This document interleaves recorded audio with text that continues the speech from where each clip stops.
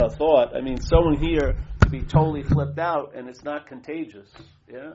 I can sit right next to them. They're totally flipped out. It doesn't jump onto me. You know what I mean? And yet usually it's being generated. Like tonight's Monday night. Not one Monday night in my life has ever been ruined by Monday. It's usually Wednesday and Sundays. Yeah? Isn't it? It's not usually right now that's bothering us. It's that we're never right now. Yeah? And yet that's all we can be is right now, but we're really never not right now because we're bookended in time. Yeah? And the thought system that's running our show, or at least informing us of the show and the one who's in the show and how the show is going, its value can easily be seen. Its value, is it in this moment or is it in the past or the future? Check it out. Check out like 5 minutes of thought streaming and see where does its value lie. Does it value now? Obviously not, because it's about there and then all the time. Yeah? But the only time the thought could actually be hatched is now. Yet it never gives credence or credence to where it's being hatched in or from.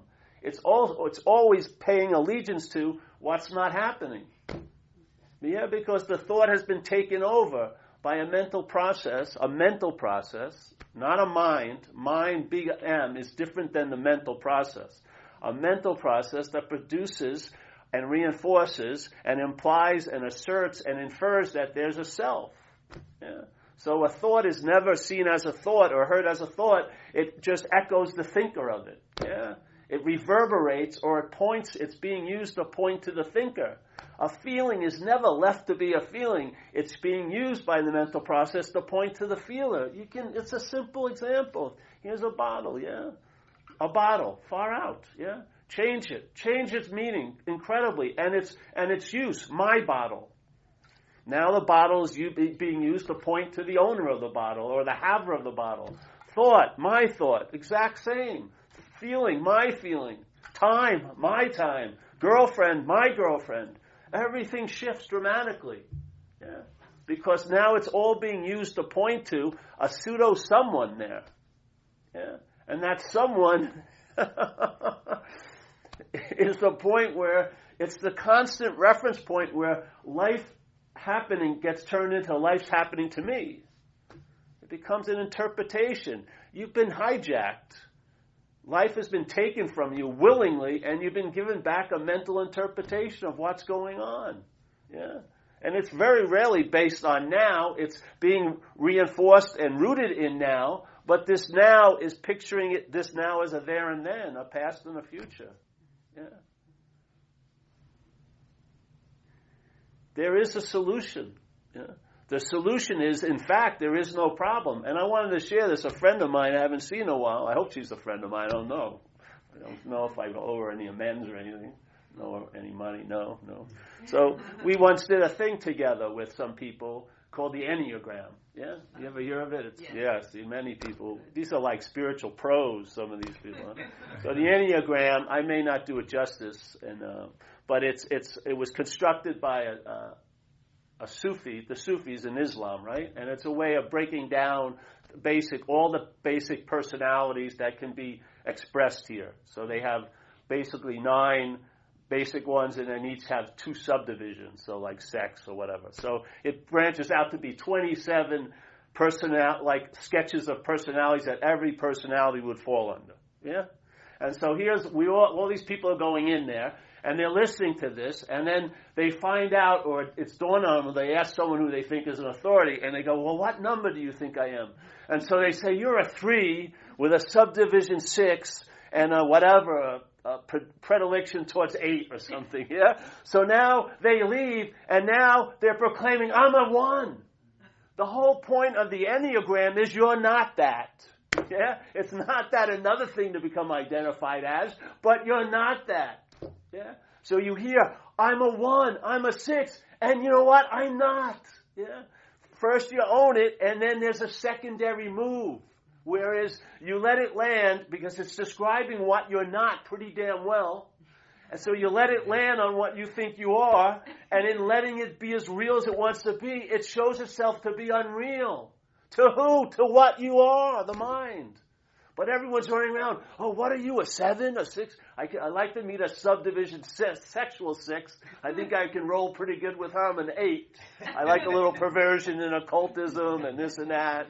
You know, it's freaking insanity. So here's people, they have enough identification going on. They hear this incredible, let's say, diagram or a template that all of your unique characteristics could be put under, and you would see the pattern, and yet the selfing still claims it, and now I'm a 7. You don't see it? It's freaking insane. That's the same thing with this thing, the non-duality. Now people, they want to be a non-self as a self. The whole point of non-duality is there's nothing called non-duality. It's a negation. It says not to, not you, not them. Yeah? It doesn't say not to leads to somewhere else. You don't need to be led anywhere. You got to wake up to where you are right now. And you are inherently awake. There's an activity that causes you to seem like you're asleep. It cannot produce sleep, but you can appear to be asleep. Yeah?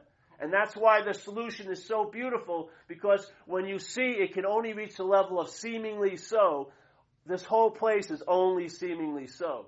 Yeah? And seemingly means it appears to be true or false to you. Yeah? So this place, as real as it wants to seem to be to you, doesn't have any reality in and of itself. It's lent the reality it seems to have by you. You give it to it. The Course in Miracles describes it perfectly. You and I are the dreamer of the dream. We forgot we're dreaming the dream. And in forgetting it, we've given everything we dreamt the power to affect us. So it's like the dream tiger scenario. And you're in a very small area with a dreamt tiger, but you're taking it to be real. You're going to be it's an appropriate feeling to be scared shitless, yeah? Because you have a little bit of information about the whimsical nature of a tiger. You know, it can look like you're petting it and then it can rip your throat out. And so what do? Well, you try to read books about how to co-inhabit a small space with a tiger, and you do affirmations. The tiger is my friend. It's all baloney. It doesn't hold any water. Yeah? What would happen if you woke up? Not from the tiger, but from you as the dreamt object. Because you taking yourself to be the dreamt object is lending the reality to the tiger. You don't have to wake up to the tiger. Wake up to this. I'm not this. Therefore, that cannot be so. It's only so with this being so. Do I want to negate everything that's so, everything I meet, or just negate what's giving it all the meaning it has? Negate that. It's much quicker. It'll save you a lot of time. Because every year they find new creatures you're going to have to negate. They just found like 12 new frogs. You know, they're always finding, whoa, we've walked on this. We just found, what is this? I've never seen it before. There's tons of shit showing up constantly. Oh, I'm not that. That's not real. No. You realize if you're not the dreamt object that's giving all the meaning to the dreamt tiger, if you're not that, the meaning to the dreamt tiger changes dramatically with no thought or effort. Yeah? This is the invitation. This right tonight is an invitation. If it's turned into anything else, I'd be bored stiff of it. I swear to God. I swear to God, if some people have been seeing me for 5 years, Jesus Christ, I don't know what I would do. But this is an invitation. You can be invited. It can be repeated. Yeah? It's not a dissertation, and it's definitely not a way. It's not a path.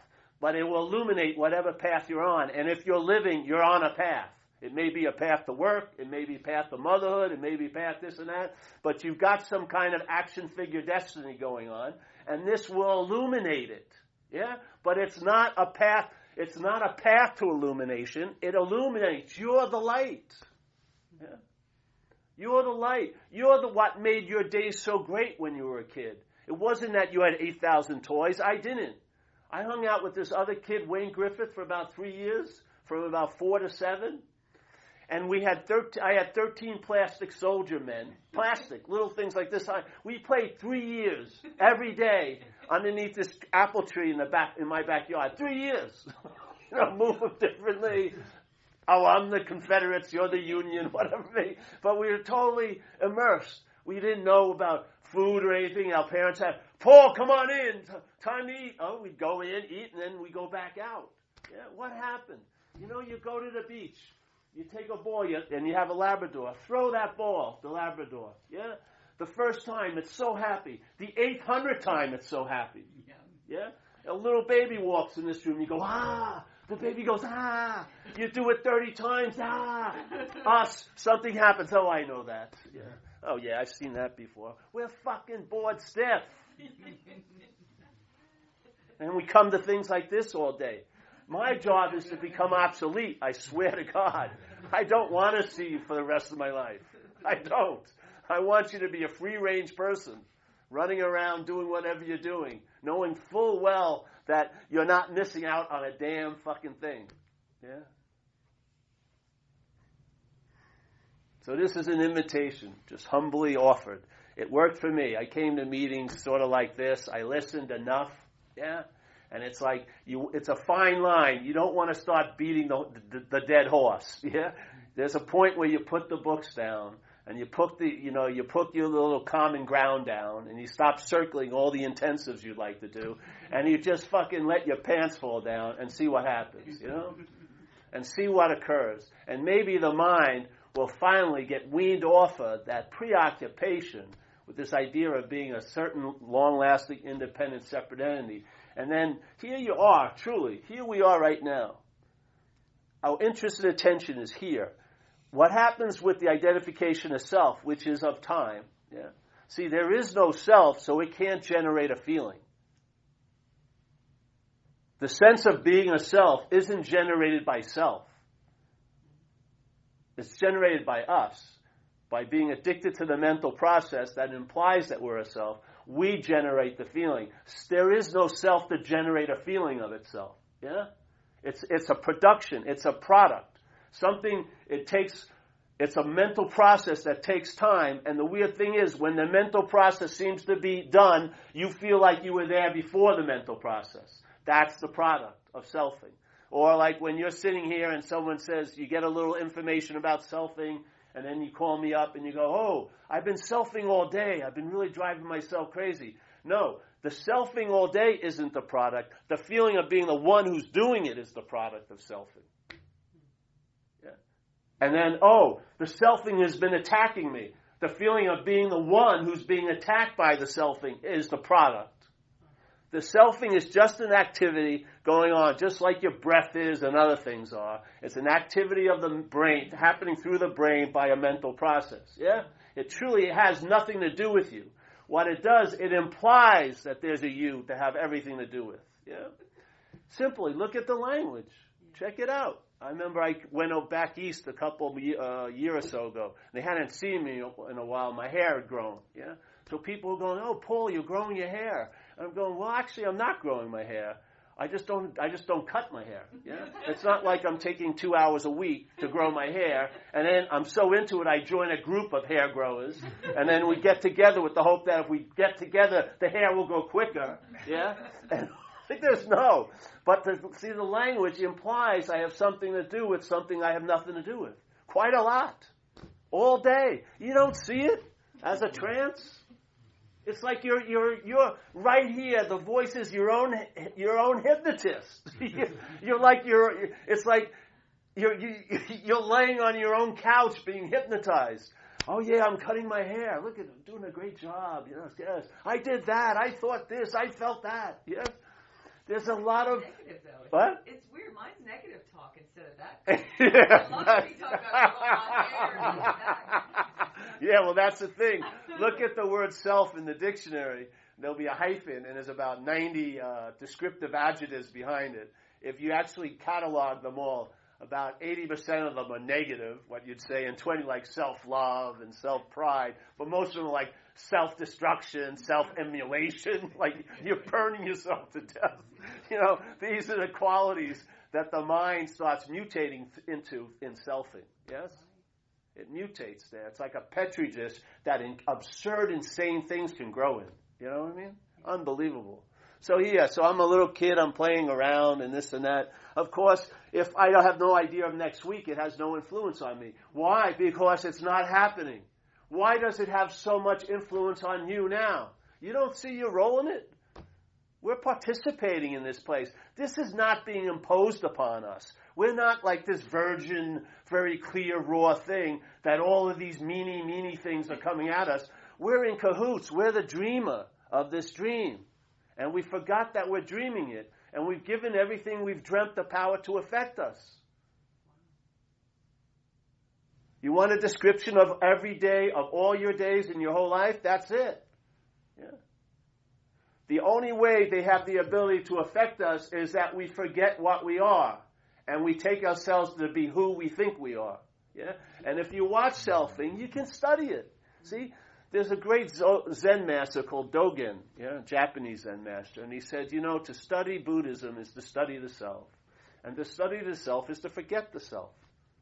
That's the whole point. You study the Enneagram to forget the fucking Enneagram.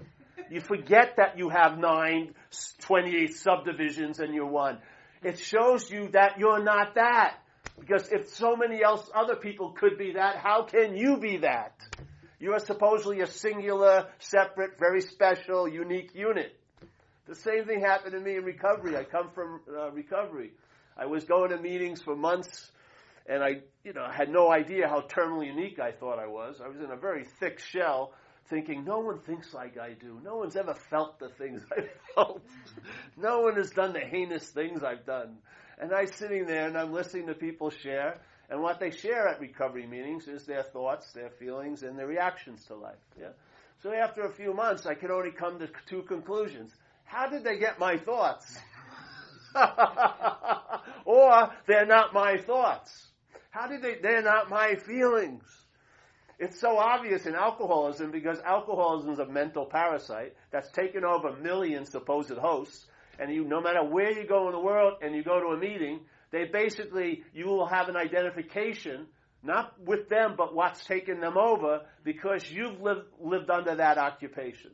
So when you hear someone else sharing their experiences of being under that occupation, you go, wow, yeah, because you've lived under that occupation. It's a foreign installment. It's a parasitical movement. And this parasite has convinced the seeming host, let's just call it the host, it's convinced the host that it's the parasite. So you're trying to be free as that, instead of realizing the freedom is from it. You're trying to get all these experiences for it, which is a form of slavery. And the spiritual realm, the quote, is not fucking forbidden to it. It can adapt to wearing white robes and patchouli oil and having loving gazes just as easily as using the word fuck and wearing black leather jackets and stuff. Don't be fooled by the Zen bitch slap and the all ever present one. That's a more dangerous website. The all ever present one. Fuck. At least you know what you're going to get from Zen bitch slap. You're getting fucking sold something there. I'm telling you, because it's trying to tell you what you are, but what's hearing it and reading it is what you're not. The whole point is to see what you're not. And then you may not have to read the descriptions of what you are. You'll find out about them as they download in your life through you. Not in a book or a DVD or watching someone at an intensive, but through your own life. You'll be the living scripture. You won't be able to know it because you're not in that position to know what you are. You can only be what you are. And the being, it's not just be, it's being here. It's manifesting, and it's going to manifest in your life through you, and you're going to recognize it doing the same through others. Yeah? And as Jesus says, you'll know the tree by its fruits. You can't know the tree, but you'll know the tree by its fruits. And a good tree cannot bring forth bad fruit, and a bad tree cannot bring forth good fruit. You'll know the tree by the fruits. You'll know what you are by what's happening through you. You'll see it. You are the seeing of it. That's all you are. And you'll have an unspoken yes. You won't need any false authorities to co-write anything. You don't need a spiritual notary public to get your little epiphany stamped. Yes, an ordained epiphany. Yes, it was. I give it the name of an epiphany. Yes, yours was a faux epiphany. Yours the real. Give me a freaking break. whatever's going on is a mere speck of the possibility of the space it's going on in. You are all of that. You don't need one demonstration or phenomenon to occur. Don't be fooled by the movement, man. Watch the stillness. When you're looking out of a window and you see everything that appears in the window, everything appears to disappear, but the space never left. That's the eye. That's the ball we never put our eye on. We're always watching everything moving up and down, going there. But what's always there? It's like going to a movie. No one ever claps for the screen. None. It could be melodrama, the screen never got wet. Could be, giant army, it never gets blown up. Everyone walks out, there's the screen. That's what brought the whole fucking movie. The space, this. You sense it? There's a presence in it. It's us. That's what I am, is this space. Yeah. But if you're up the ass of self, it can seemingly not be available to you. Doesn't mean it's not available. It's not available. It can only seem to be not available to a you. The you is the primary reason why it's not seeming to be available. Not it, because it's always available at all times. But if there's a you involved in it, as the middleman or the middle woman, that which is always so may be infrequent to you. Yeah. That's very tricky then. What? It's very tricky then. It's very tricky. But how it gets so tricky is us. We're the one that gives it all the juice it has. Yeah. What's seemingly so is severely limited by that condition. It can only appear to be true. It can only appear to be true to what is true. Where else is it going to get its truth? Yeah? If something appears to be so real, where is it getting that sense of reality? It can't be getting it from everything else that's not so. It's getting it from you and I. Yeah. We forgot that we're the dreamer. In that forgetfulness, we've given everything we're dreaming right now the power to affect us. Yeah. How does what us does it affect? This identification as being a body. Yes. A limited, little, long-lasting, independent, separate entity. That's the only place. This is not what's dreaming. Just like a great master Huang Po says, what's perceiving cannot be perceived. This body ain't fucking perceiving. Yeah. This eye isn't seeing. This ear isn't hearing. It facilitates seeing. This facilitates hearing. But what's seeing and what's hearing cannot be seen or heard. Yeah? It's not a body. You're never going to freaking see it. But it's all there is seeing. Yeah? So that, I would say, if this is what I'm taking myself to be, I am now, for all intents and purposes, living as the dreamt object. Yeah? Now, the state of forgetfulness of my own nature seems to be applicable, and therefore there's a transfer of meaning from me to everything else, and then I get bitten by all those meanings I've given everything. Because now I have a fucking ass to be bit. Yes? You just see it. You see it, it will just... Like they used to say, if you see one drop of water, you've seen the whole ocean. You get one sense of what's going on here, you'll see what's happening. And after a while, how it happens with me is, there was a point where instead of seeing this, but not seeing this, So I'm getting really clearer. This is what happens in a way. Your life right now is like an aperture, most of our minds are locked in an aperture called self-centeredness. So in self-centeredness, we don't see life as happening. We see we interpret it as happening to me. Yeah. So what goes on? Let's say you trip over a rock on a street, and something happens, or something terrible happens. Mind can use anything it wants to provoke a change, or it doesn't have to use anything. Yeah. But what occurs is, let's say the mind opens up. And you usually feel it. When it opens up, you feel available, and then you sense some spirit of presence. Yeah, it's a nice feeling of being larger than you were. So it opens up. Okay, so here's the aperture. And so now you're getting really clear, supposedly. Yeah, and you're sort of liking it. And now some of your friends got to go by the wayside. They're not as clear as you, and you want to be with people who are just as clear, So now you're going to the intensive that say, oh, how to integrate awakening into ordinary life, because now you've assumed you're one of the awakened ones. There'll be a special intensive just for us. And of course it will cost more money. That's what you need.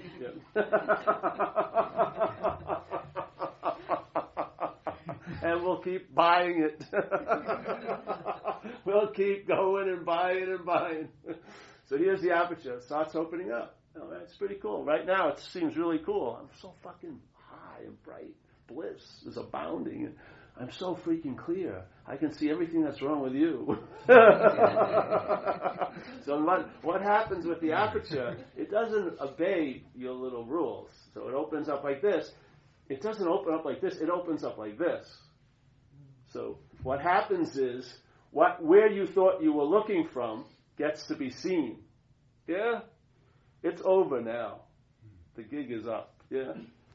And you wish you could have stopped it here. Because here you could have made something of yourself. You could have become a teacher and had giant long retreats for 20 days and have to live with the idea that I'm telling these people to do what I know I never had to do for anything to happen because I don't know how it happened. Yeah? So here it goes like this. So now, like Ramana Maharshi says, if you ever heard of him, great master, he says, oh, by this time your head is in the tiger's mouth. It's a done deal. Yeah? But see, here, the selfing keeps implying that you are looking. Yeah? In other words, you believe you're behind the camera. But when the aperture of mind opens up, you are seen to be in front of the camera. You can never see what's behind the camera. Yeah? All there is, that's the seeing. Yeah? And what's seeing is never going to be seen. Yeah? But now, what wasn't seeing, that never was seeing, and never will be seeing, so that you never got out of something you were in, the fact is you were never in it. You were always in front of the camera. Yeah? Happens. That's the whole point. The best way to get out of something is to realize you were never in it. The best way to have freedom from bondage is prior to the idea of being the one who is bound. If you weren't the one who was bound, then you're not going to be the one who has to seek to be free. That's freed from both. Now you're freed from the need to be liberated. Now you're really freaking like a kid again. Yeah? And so what happens is, from the problem, it looks like there's a need for a solution. And it does. In the dream, you need a solution because the problem's taken to be real. But from the solution's vantage point, there is no problem. What happens from the solution's point of view, if there's no problem, there's no need for a solution either. That's how fucking beautiful it is. That's how economical it is. You don't have to have a little small solution pocket here. No, it's all economical. It's all getting pared more and more down to the bare essential, which I call traveling lighter, because that's been my experience for years. That's what it initiated in my life, was a stabilized level of traveling lighter. I wanted it to change the geography of my life. I wanted to be adorned and, whatever.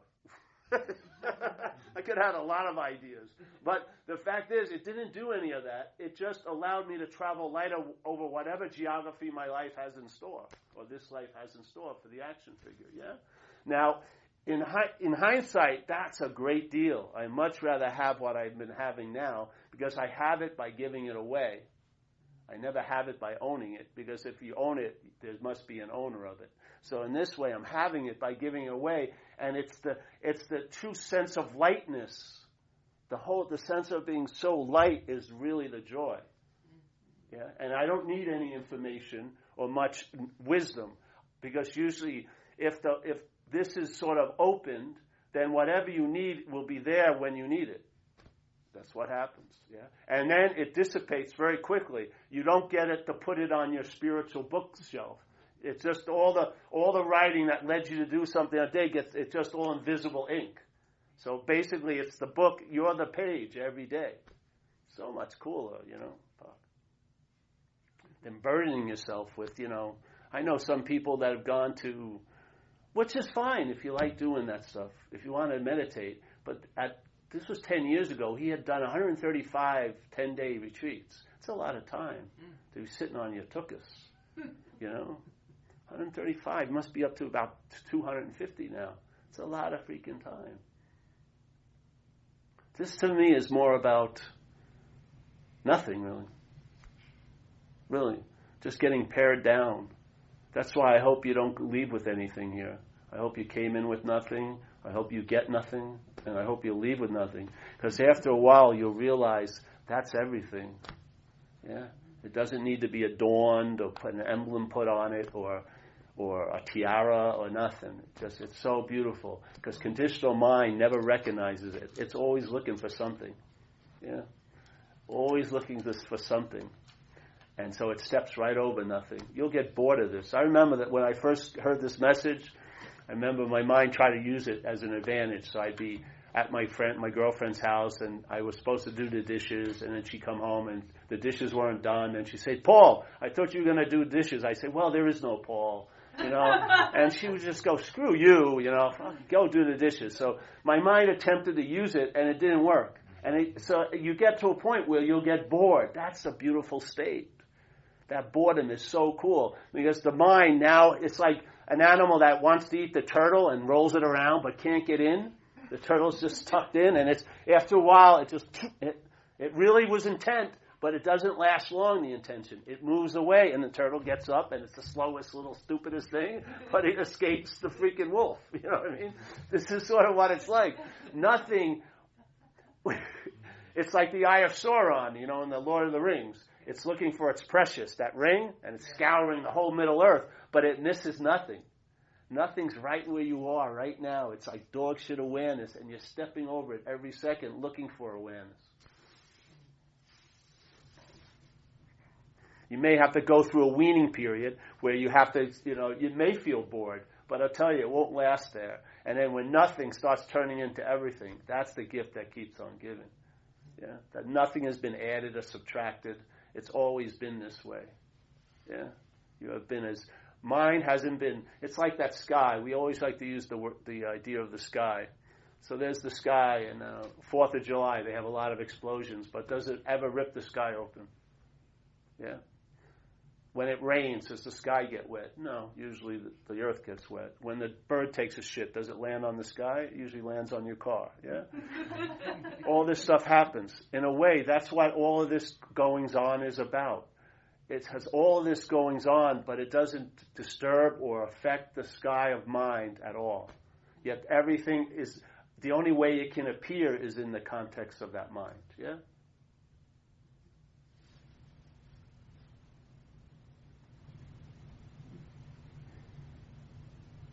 So you can go back to where you thought you did the most heinous thing. There's no message in the space there that you did something. Yeah? The most forgiving space is because nothing ever happened. All there is that. Yeah? Why not have that influence your day a little bit? What would happen if you had immunity to that obsession with time? I see it so much with people.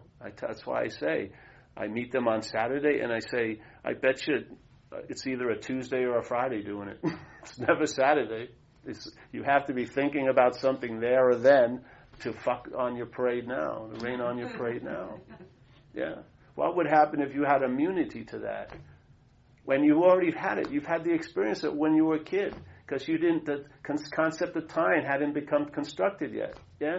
That this whole insane template of looking at life as how it pertains to me hadn't been designed completely yet, and so we were expressing that condition. Did you ever work to be wondrous and awful when you were a kid? No. They were unbidden. They came quite a lot with lots of frequency. Yeah? And then when you got really bummed out, it would pass. Your parents would still have the story, and you had forgotten it an hour ago, because you'd really flip out for 3 minutes, but it would move out fast. Yeah? What happened? We grew into a sort of state of mind. The mind was forgotten, and a mental process became the dominant influence. Yeah? We took ourselves to be this, and I'll tell you, self cannot generate a feeling of being here. Yeah? How it generates it is by being remembered. Yeah? So when your thought system pictures you as a body, So when the thought system is thinking about you 2 years ago, it's thinking about you as a body. That's what it's claimed you to be, a body. Yeah? That's called the act of being identified as. So the thought system takes you to be a body, and it thinks about you 3 years ago. Now, if it was thinking about almost anyone else, its interest and attention wouldn't go there. But because it's you, there's that huge power of cherishing it. You're really interested about you 3 years ago.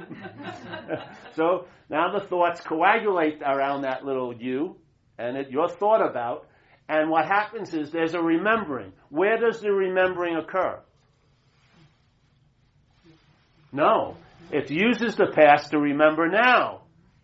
So the sense of self is a remembered sense. That's why Dogen said that the whole study of Buddhism is to forget the self. Why? Because if you study the self, you realize it's not you, and you'll be apt to forget it. Because the glue that's putting your interest and attention on that dead fucking story all day is because it's about you. If it isn't about you, find out what happens. So now you're thinking about you 3 years from now. Yeah? The future.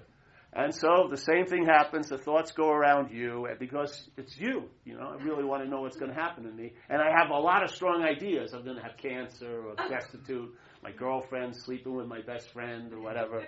And, I should have preemptive strikes, I hate you. What? I never did anything. But you will be doing something. It's so insane. So there it is. You're thinking about you 3 years from now. But it's also a way of remembering. So where does the remembering occur? Now, this is called the remembrance of self. So the thought system is used to remember self.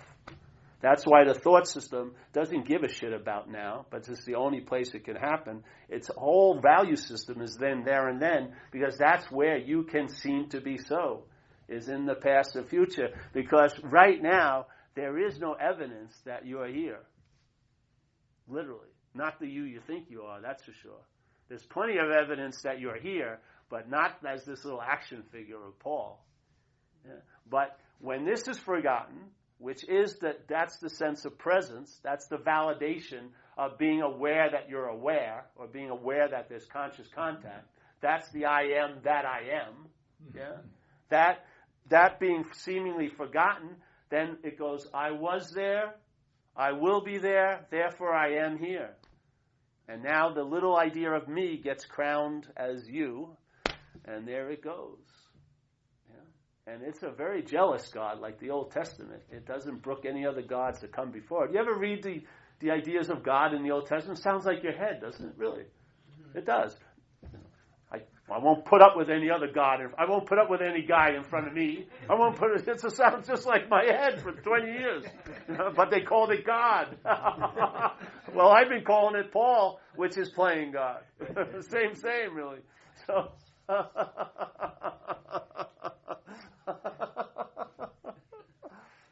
what happens? If you're not, let's say you're doing something you love to do, like if I'm surfing, right? I'm in the water. I'm not interested in going to an imaginary field of yesterday. I'm not interested in smoking that crop of Paul. And I'm not interested in what's going to happen to Paul. And therefore, it's an incredible event. Because I'm in the state of the forgetfulness of self, or the forgetfulness of self. In other words, the activity that has to reinforce the sense of self isn't being paid attention to, so the sense of self isn't being produced. Now what happens is, when you leave the water, it will recoagulate and say, I was the one that was in the water. Yeah? That's what it does. It covers its own tracks by claiming to have been there. But in fact, it's never been in any scene of any crime in your life. It's never been there. Yeah? You can never be out of a moment. The whole idea of us trying to get into the moment is presupposing an insane idea that you could be out of a moment. And the same thing, we're trying to get out of something called self that we can't be in. The solution is prior to the problem. The freedom is prior to the bondage. It isn't like I was bound and therefore I did something, or another I called they did something, and now I am free, I bet you only to be bound again. When you believe that you did something to blow it up or to screw it up. Yeah? But to be free of both, to be free of the one who is bound and the one who's free is the real freedom. Yeah? Now your whole interest and attention isn't on experiences.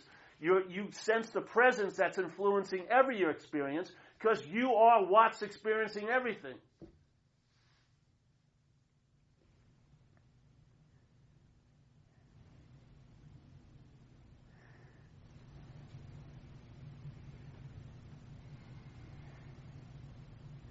We were talking the other day. I was at this place in Burma once, 1995. I think it's a wonder of the world. It's called Pagan. It's this big field, arid plain on the Irrawaddy River. And these crazy people in the 900s, they got introduced to Buddhism. So for 300 years they built temples, this society. They built 5,000 temples on this one area. And they're in, a lot of them, immaculate condition. It's an incredible place to go. You get a little bicycle, you ride around these dirt roads, and you go into temples. They have murals inside, and at night you go sit on a pagoda or look at the stars and watch the sun go down. It's incredible. So this one time we're there, and we're on a pagoda waiting for the sun to go down, and we see this giant cloud of dust coming. And it comes right to this temple, and it's a big bus of tourists. Yeah. Now the tourists all get out. They all come rushing out, and here's the temple. They hit the temple, and they turn around. They get their picture taken, and they're right back in the bus. Now they have the evidence they were there, but were they there? You see, they have the picture, they have the memory, but were they really at the freaking temple? To me, that isn't being there at all. I don't need a picture of that I was somewhere to prove I was there. Well, I don't want to prove I was there. I've never been there. In fact.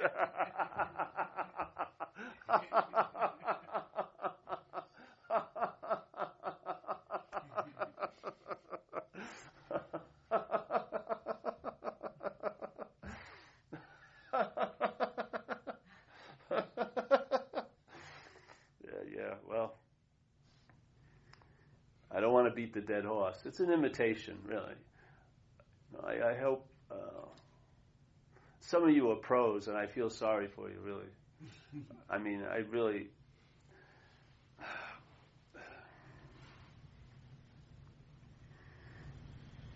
See, we used to tell a story all the time. When I first did it, the first video I ever did was because I'd gone to talks and stuff, and I was listening to what was going on. And then I saw something, and it was like this old story about the lion and the sheep, yeah? And it made a big impression on me because it just explained a whole lot in a very short little parable. And the point was there was this lion and a lion cub. And the mother gets killed, and the cub's left alone, and it's wandering around, and it doesn't really know what it is or what's going on. And it sees this big herd of sheep, so it starts moving towards the sheep. Now the sheep know what it is. It's a lion, so they start getting jittery, but they realize that the thing doesn't even know it's a lion. And so it gets adopted into the sheep herd, yeah? So now the lion is trying to be the best sheep it can be, and it's getting its hair curled and stuff, and ba, ba, whatever. And not all the other sheep are not always comfortable with it, but, they're wondering. He's very self-obsessed. Why don't they like me? And,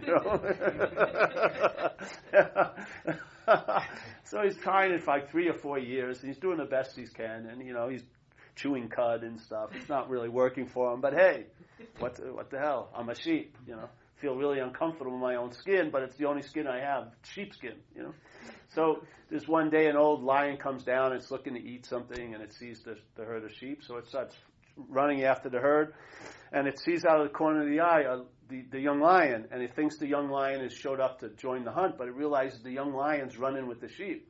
So he veers off and he grabs the young lion. The young lion rolls on his back and goes, please, Mr. Lion, don't eat me, I'm just a humble sheep. Now the older lion's pretty perplexed, so he just grabs the young lion, drags it to the water hole, and sticks both their heads out, and the young lion sees the reflections and gets it, yeah? Doesn't have to study for 3 months, it gets it. And then the old lion goes roar, and it roars.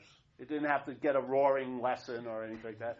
Its nature was already pregnantly available, but it wasn't seemingly being accessed. It didn't mean it wasn't there. It's always been there. It just wasn't being accessed, yeah? So what happens is, I find with people, they hear the message, you're a lion, you're a lion, you're a lion. Sounds good to a lot of people. Some people don't like it, but some people do. So here comes the message. You're a lion, you're a lion. Yes, I'm really digging this message. And then it hits. But what it hits is these ears are formed into sheep ears. Yeah, you're identified as something you're not. That's the mitt that's catching every ball that you're getting thrown at. That's getting thrown at you. The mitt of selfing. You're already presupposed to be this. So when you hear about that, the only way you can translate it is, I can become like that. So now it gets bastardized, the message. You're a lion becomes, I can become like a lion. But now what's going to happen is you're going to try to become like a lion as a sheep.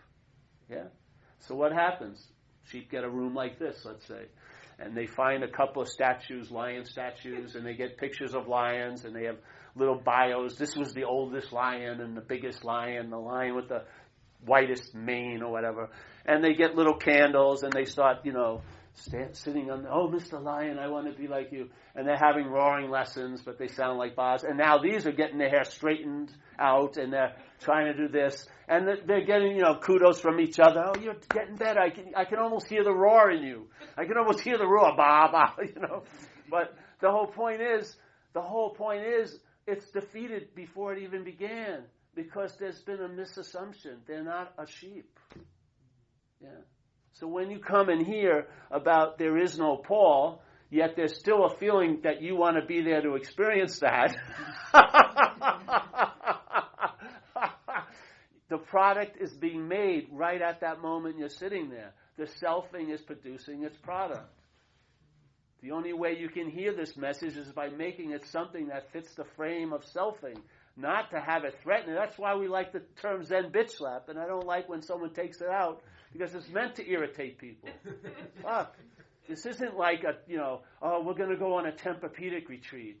You know what I mean? This is sort of, no. This thing is lazily asleep. We want to wake it fucking up. Not that it never was awake, but we want to sort of irritate it a little bit. Yeah? Not just as good sometimes, but sometimes a nice little poke in the ribs is better. Yeah?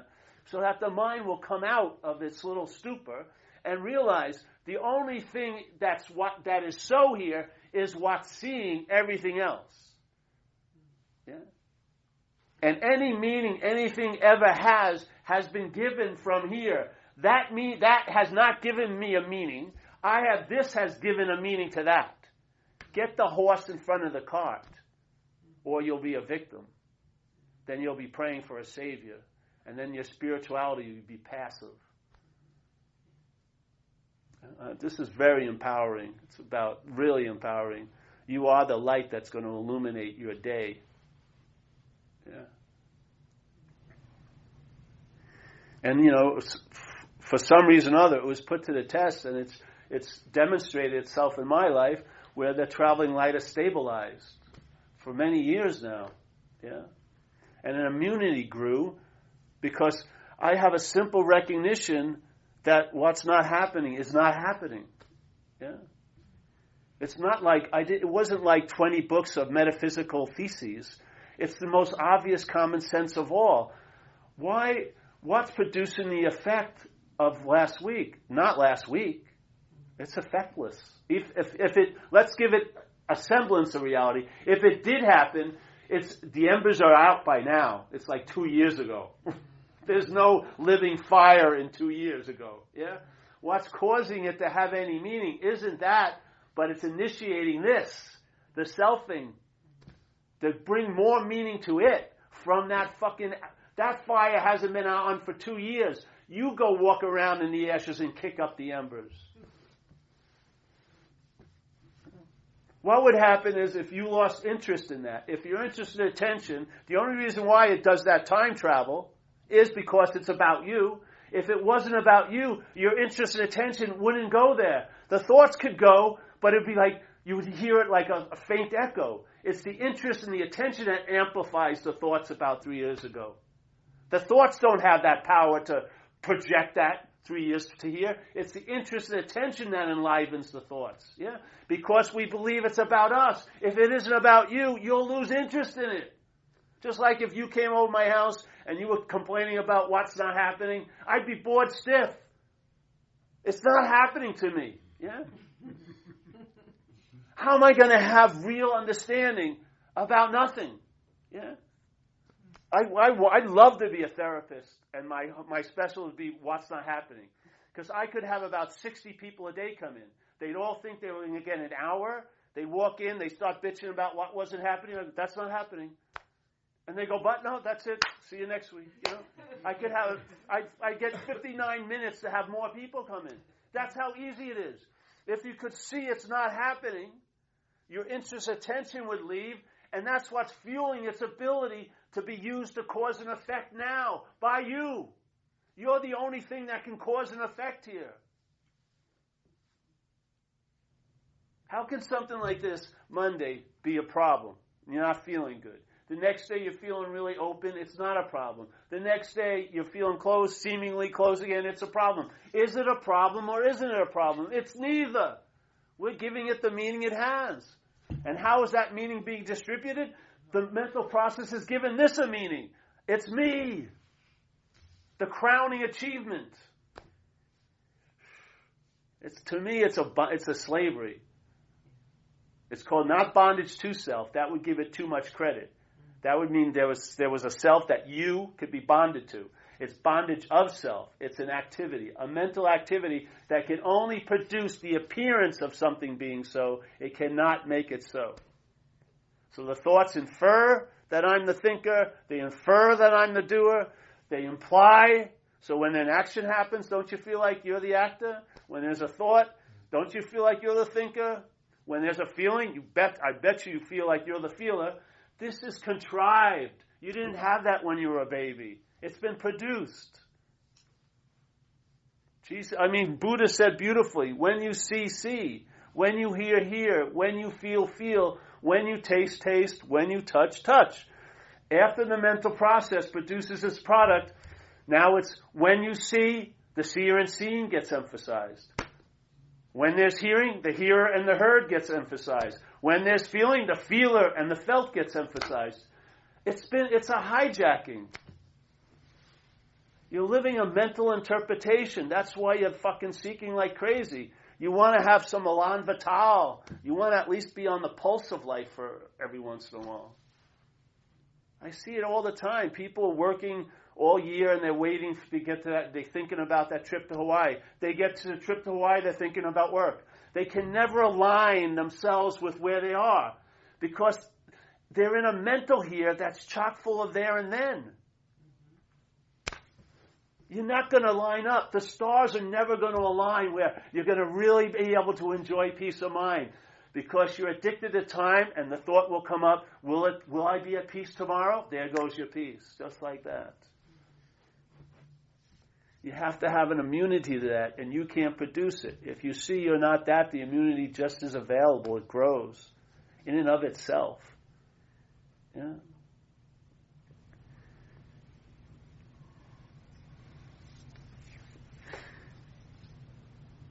And then you sense it. You feel it in this room. Yeah. Sense this, like we call it in recovery. It's a lovely statement. It says there's a loving God and there's no thing, but a loving God that is expressing itself through our group conscience. That's what happens in satsang. Yeah. Something that you may not have felt becomes palatable. But what's really cool if it's palatable all day. Yeah. That is no difference when I walked in here than when I'm in here and when I leave. The baseline is the same baseline. Yeah.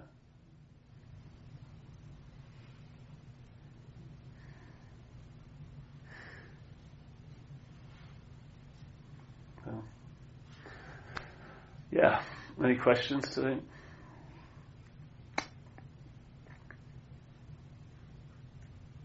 Stunned into silence. I love it. No. More questions than you would have time to answer. Well, I wouldn't answer any of them, really. Yeah. I don't like questions. It turns into therapy too easily. I don't mind therapy, but this isn't the setting for it. Well, The mind, the selfing, always wants to put itself as the alpha and the omega and then talk about it and everything from it. And yet, and it can slip in there quickly. It can take over a situation quite easily and make it all about it. Gotta be, yeah. Yep. It worked, yeah.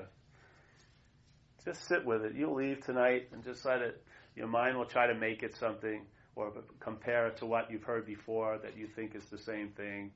And you'll see it. It'll just try to make it into something. And maybe just keep, and yet, all of that activity is finite. What's seeing it isn't. It's infinite. Yeah? The selfing is finite. It runs out. Yeah? And what's left when it stops is what I am. Yeah? You are that space. Never blinks, never moves, never interrupts, never hiccups. Yeah?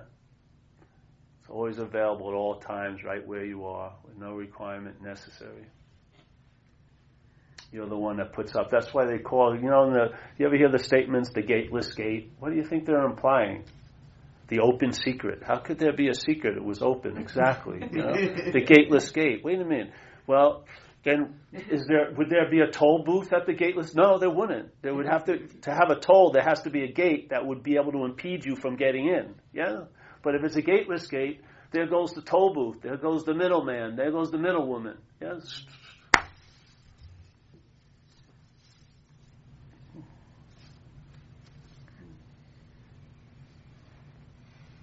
See, the thing is, you are what you're seeking, but not as you're thought to be. That's the trick. Yeah? People are, okay, I am what I'm seeking, but the I am isn't the I am. It's the I was and I will be. Masquerading as the I am. Yeah? That's not what you're looking for. Yeah. If you're in self-centeredness, that's what you're looking from. There's a point where you'll see it, and you'll realize I'm not that. Yeah? And then that's that, basically. Then it's about entertaining what's been revealed. And I'll tell you something, that does generate itself. Mind entertaining mind generates itself. Yeah? Yeah. So, yeah. I'm so happy I recorded this, actually. I succeeded.